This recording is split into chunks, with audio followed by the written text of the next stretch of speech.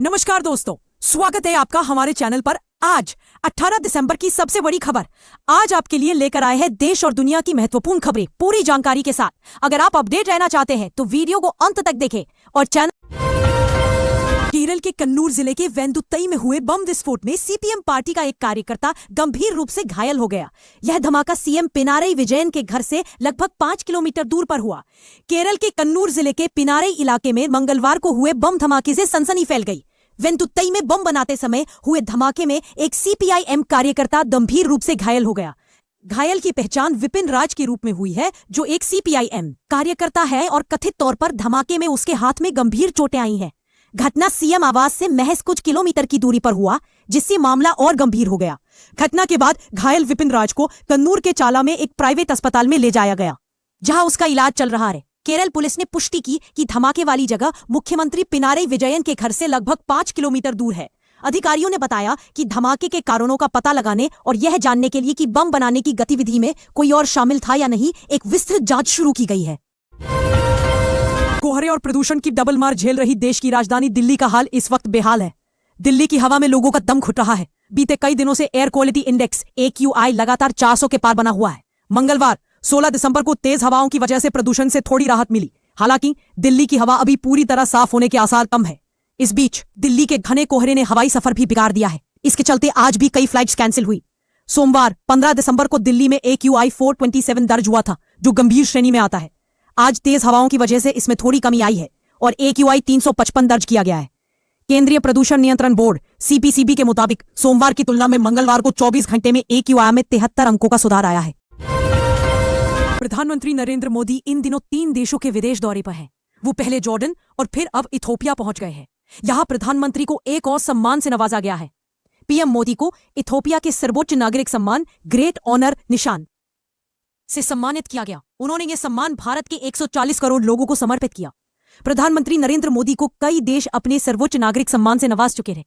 Ethiopia के इस award के साथ उन्हें अब तक दुनिया भर के अलग अलग देशों से 28 सर्वोच्च नागरिक सम्मान मिल चुके हैं। इस मौके पर प्रधानमंत्री नरेंद्र मोदी ने कहा, आज इथोपिया की इस महान धरती पर आप सबके बीच होना मेरे लिए सौभाग्य की बात है। मैंने आज दोपहर ही इथोपिया में कदम रखा है और आते ही मुझे यहाँ के लोगों से एक अद्भुत अपनापन और आत्मीयता मिली। प्रधानमंत्री खुद मुझे एयरपोर्ट पर लेने आए, फ्रेंडशिप पार्क और साइंस म्यूजियम लेकर गए। आज शाम यहाँ की लीडरशिप से मेरी महत्वपूर्ण विषयों पर चर्चा हुई। ये सब अपने आप में एक अविस्मरणीय अनुभव है। IPL की नीलामी अबू धाबी के एतिहाद एरिना में जारी है। इस नीलामी कुल में कुल 359 खिलाड़ी शामिल है, जिनमें से कुल 87 खिलाड़ियों के नाम ही फाइनल किए जाएंगे। इस नीलामी में KKR के पास सबसे अधिक 64.3 करोड़ रुपए थे। IPL 2026 नीलामी से बिहार के लोगों के लिए एक अच्छी खबर आई है। जी हां, बिहार के पूर्णिया जिले के निर्दलीय सांसद पप्पू यादव के बेटे सार्थक रंजन को कोलकाता नाइट राइडर्स KKR ने खरीद लिया है। KKR ने उन्होंने 30 लाख रुपए में खरीदा है। अब इस साल सार्थक रंजन KKR के साथ खेलते हुए नजर आएंगे। सार्थक रंजन को KKR में जुड़ने के बाद उन्हें अपनी काबिलियत दिखने का पूरा मौका मिलेगा। IPL 2026 नीलामी में सार्थक रंजन 30 लाख में बिके हैं। आपकी जानकारी के लिए बता दें कि सार्थक रंजन का बेस प्राइस 30 लाख रुपए था। नीलामी के दौरान किसी अन्य टीम ने बोली नहीं लगाई, जिसके बाद KKR ने बोली लगाकर बेस प्राइस में ही सार्थक रंजन को खरीद लिया। लोकसभा में मोदी सरकार की ओर से लाए गए BG रामजी बिल को लेकर सियासी घमासान बच गया है। तमाम विपक्षी पार्टियां बिल के विरोध में उतर आई है। कांग्रेस, सपा, TMC समेत कई पार्टियों ने इस बिल का विरोध किया और बीजेपी को गांधी विरोधी पार्टी बताया है।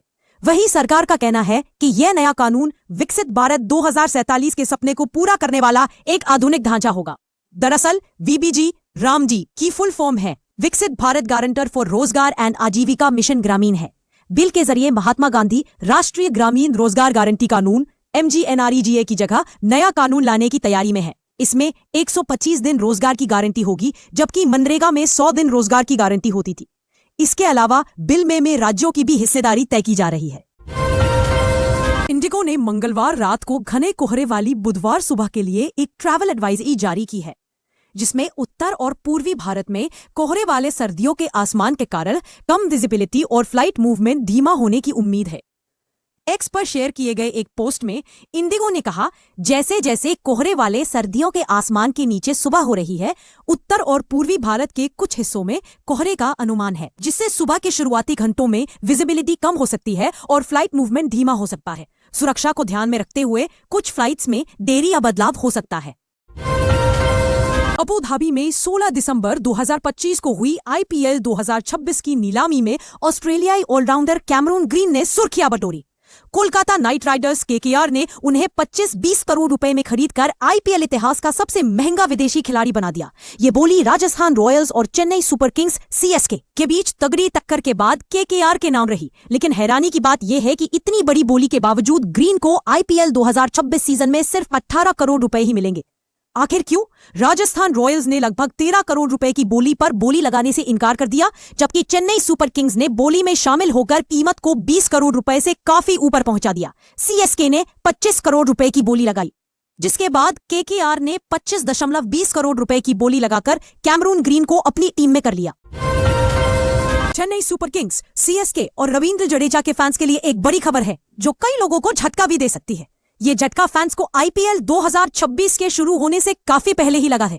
सीएसके ने एक ट्रेड डील में अपने सबसे खास और पुराने खिलाड़ी रविंद्र जडेजा को टीम से बाहर कर दिया है। सीएसके ने जडेजा को आईपीएल में राजस्थान की टीम यानी राजस्थान रॉयल्स आर को दे दिया है। मिली जानकारी के अनुसार सीएसके ने जडेजा के अलावा सैम कुरैन को भी आर को दे दिया है। वहीं आर से सीएसके ने अपनी टीम में संजू सैमसन को शामिल किया है। राजस्थान रॉयल्स के साथ जडेजा को लेकर यह डील 14 करोड़ रुपए में हुई है। इसके साथ ही सीएसके के साथ रविंद्र जडेजा का साल 2012 से चला हुआ यह सफर अब समाप्त हो चुका है। इस सफर का सीएसके के साथ नाता टूट गया है। फैंस के लिए सबसे झटके वाली बात यह है कि अब एक टीम में एमएस धोनी और रविंद्र जडेजा की जोड़ी एक साथ खेलती हुए नहीं दिखेगी। हाँ, ये जरूर है कि अब ये दोनों दिग्गज खिलाड़ी एक दूसरे के खिलाफ आईपीएल खेलते हुए नजर आएंगे। गोवा के अल्पोरा स्थित birch by Romeo Lane night club में 6 दिसंबर को लगी आग में 25 लोगों की मौत के मामले में मुख्य आरोपी गौरव लूथरा और सौरभ लूथरा को थाईलैंड से निर्वासित कर भारत लाया गया है। दिल्ली एयरपोर्ट पर उतरते ही गोवा पुलिस ने उन्हें गिरफ्तार किया। इसके बाद दोनों को पटियाला हाउस कोर्ट में पेश किया गया। ड्यूटी मजिस्ट्रेट क्विंकल चावला ने गोवा पुलिस की 2 दिन की ट्रांजिट रिमांड अर्जी को मंजूर कर लिया है। कोर्ट ने गोवा पुलिस को 48 घंटे का समय दिया, जिस दौरान पुलिस लूथरा ब्रदर्स को गोवा ले जाकर संबंधित कोर्ट में पेश करेगी। यह मामला लापरवाही से मौत का है। जांच में पता चला कि क्लब बिना जरूरी परमिशन और फायर सेफ्टी उपायों के चल रहा था। कोई इमरजेंसी एग्जिट तक नहीं था और फायर ब्रिगेड की पहुंच मुश्किल थी। दिल्ली एनसीआर में वायु गुणवत्ता लगातार खराब हो रही है। केंद्रीय प्रदूषण नियंत्रण बोर्ड सीपीसीबी के आंकड़ों के अनुसार मंगलवार को शाम 4 बजे राष्ट्रीय राजधानी में वायु गुणवत्ता सूचकांक AQI 354 था, जो बहुत खराब श्रेणी में आता है। सुबह 8 बजे दिल्ली का AQI 378 था। सोमवार को यह 427 तक पहुंच गया था, जो गंभीर स्तर को दिखाता है। घने स्मॉग के कारण लोगों को स्वास्थ्य समस्याओं का सामना करना पड़ रहा है। दिल्ली एनसीआर बिगड़ती वायु गुणवत्ता से जूझ रहा है। इसी बीच दिल्ली के पर्यावरण मंत्री मनजिंदर सिंह सिरसा ने मंगलवार को राष्ट्रीय राजधानी में जहरीली हवा के लिए माफी मांगी और कहा कि किसी भी निर्वाचित सरकार के लिए मात्र 9 से 10 महीनों में AQI को कम करना असंभव है। दिल्ली में प्रदूषण के लिए माफी मांगता हूं। हम एपी सरकार से बेहतर काम कर रहे हैं और रोज AQI कम कर रहे हैं। प्रदूषण की बीमारी हमें आम आदमी पार्टी ने दी है, हम इसे ठीक करने में लगे हैं। राजधानी दिल्ली के जाफराबाद थाना क्षेत्र में एक सनसनीखेज वारदात हुई।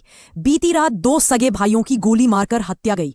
चौहान बांगड़ इलाके में बदमाशों ने 2 सगे भाइयों पर ताबड़तोड़ गोलियां चलाईं, जिससे दोनों की मौत हो गई। मृतकों की पहचान नदीम और फजील के रूप में हुई है। दिल्ली के जाफराबाद में बीती रात 1:40 बजे फायरिंग की घटना हुई है। गोलीबारी की सूचना मिलते ही जाफराबाद पुलिस की टीम मौके पर पहुंची। मौके पर पहुंचने पर एक व्यक्ति मृत पाया गया, जिसकी पहचान फजील 31 साल पिता अब्दुल निवासी गली नंबर 30/8 जाफराबाद के रूप में हुई है। वहीं उसके भाई नदीम 33 साल भी बदमाशों ने गोली मारी। परिवार वाले उसे जेबीसी हॉस्पिटल ले गए थे, जहां डॉक्टरों ने उसे मृत घोषित कर दिया।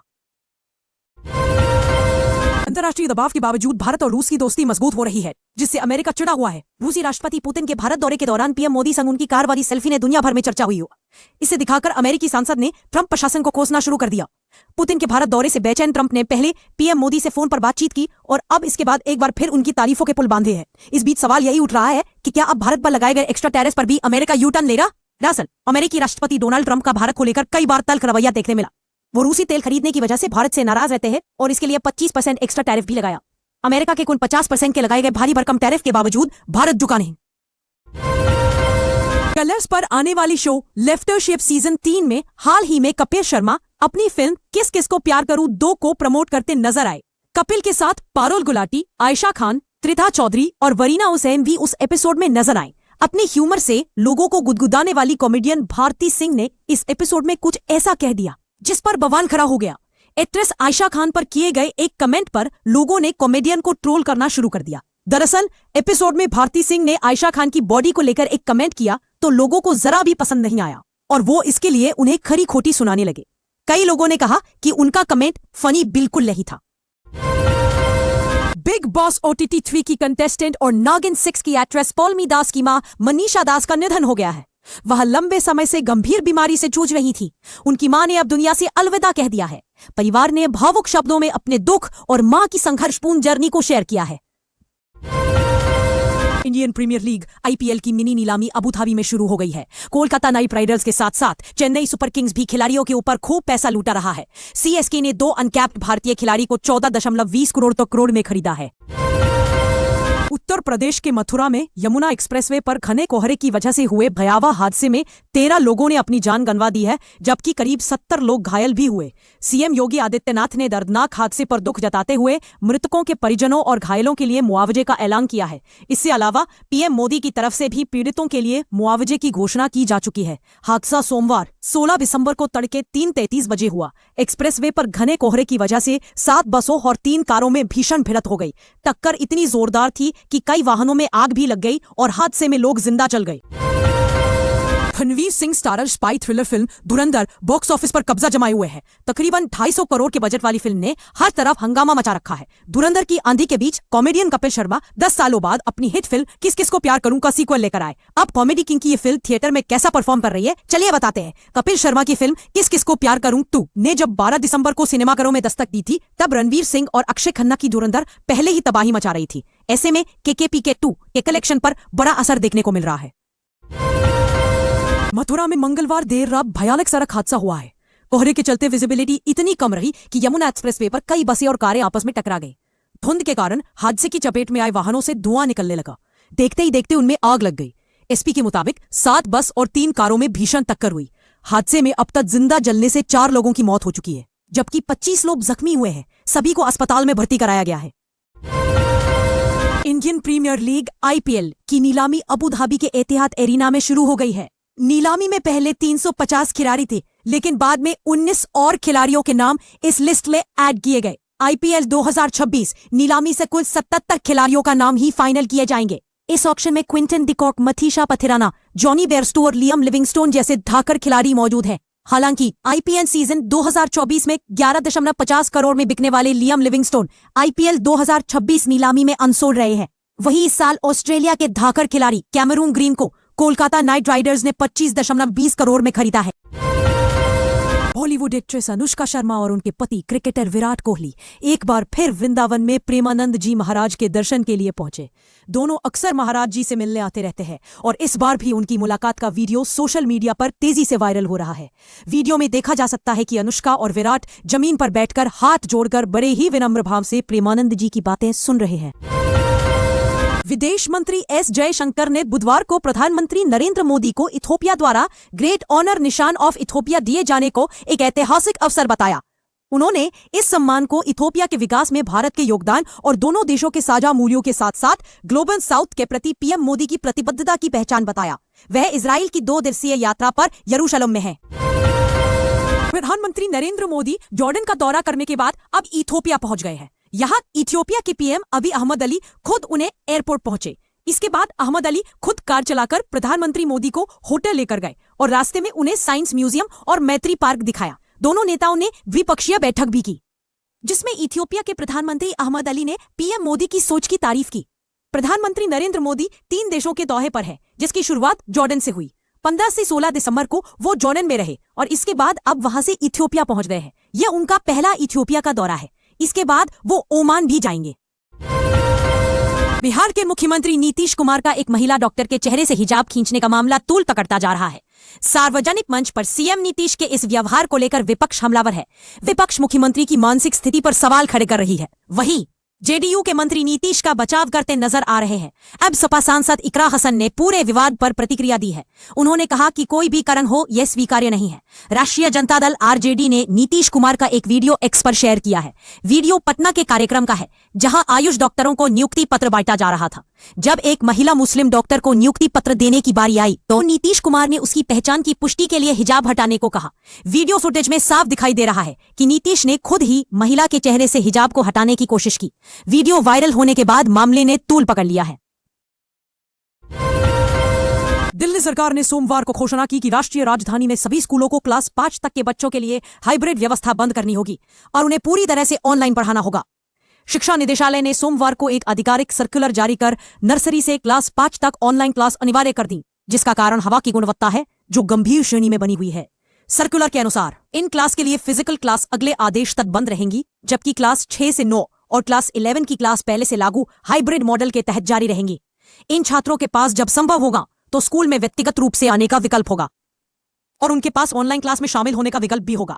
यह फैसला पिछले आदेश को दर्शाता है, जिसमें क्लास 6 से 9 और क्लास 11 के छात्रों के लिए हाइब्रिड सिस्टम जारी रखा गया था। अर्जेंटीना के स्टार फुटबॉलर और वर्ल्ड चैंपियन लियोनेल मेसी ने अनंत अंबानी के वाइल्ड लाइफ रेस्क्यू और संरक्षण केंद्र वंतारा का दौरा किया।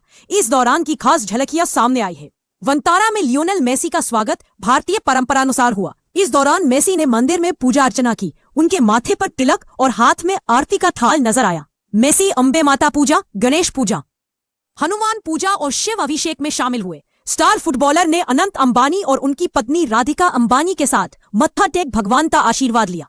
स्टार फुटबॉलर के साथ साथ इंटर मियामी के साथी खिलाड़ी लुइस सुआरेज और रोड्रिगो डी पॉल भी मौजूद रहे। दुबई में खेले जा रहे हैं अंडर 19 एशिया कप में भारत का लगातार शानदार प्रदर्शन जारी है। आज दुबई में हुए भारत अंडर 19 बनाम मलेशिया अंडर 19 मुकाबले में भारत ने जीत के साथ इतिहास रच दिया है। जी हां, भारत ने मलेशिया को 315 रनों की भारी अंतर से हराकर इतिहास रच दिया है। भारत ने पहले बैटिंग करते हुए 408 रनों का विशाल स्कोर खड़ा किया, जिसके जवाब में मलेशिया महज 93 रनों पर ऑल आउट हो गई। हालांकि साल 2022 में भारत ने युगांडा को 322 रन से हराया था। भारत बनाम मलेशिया अंडर 19 एशिया कप में अभिज्ञान कुंडू ने इतिहास रच दिया है। उन्होंने अपनी टीम के लिए शानदार नाबाद 209 रनों की पारी, जिसके चलते भारत ने 408 रनों का विशाल स्कोर खड़ा कर पाया। अभिज्ञान कुंडू ने 125 गेंदों का सामना करते हुए अपनी पारी में 17 चौके और 9 लंबे लंबे छक्के लगाए। आज के बाजार के रुझान में INR भारतीय रुपया ने नई कमजोरी दर्ज की है, जिससे शेयर बाजारों में दबाव का माहौल रहा। इसके चलते प्रमुख शेयर इंडेक्स जैसे सेंसेक्स और निफ्टी में गिरावट देखी गई है।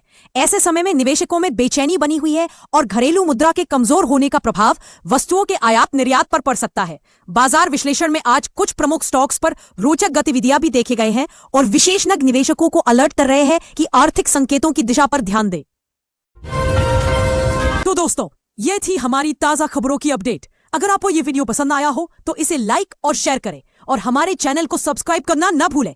आप कमेंट में बता सकते हैं कि अगली बार आप किस तरह की खबरें चाहते हैं, राजनीति, खेल, धर्म, मौसम, शिक्षा या कुछ और। फिर मिलते हैं अगले अपडेट के साथ। धन्यवाद। जय भारत।